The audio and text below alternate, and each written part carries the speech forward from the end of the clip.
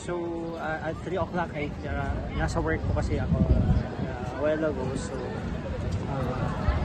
kalaman namin pagka ano ko ng phone ko, yun nga, ano na yung thread na wala na si Pope. So, nakakalungkot lang. And so right after work, I immediately went here at Manila Cathedral kasi ito nag-serve sa akin as pinaka-Vatican dito sa Pilipinas.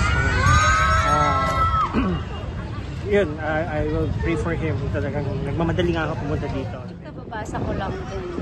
Of course, as a Catholic and servant of God, then I'm medyo malungkot. Siyempre, he is the father of the Catholic din naman.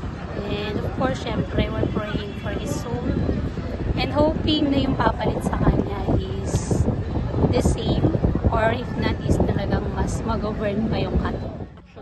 Pinagpa-pray po and nakita ko rin po kasi na may parang hahaba pa naman po and we're so sadly po na ayun nga po ngayong kaninang hapon na po is wala na po siya, pumauna na po.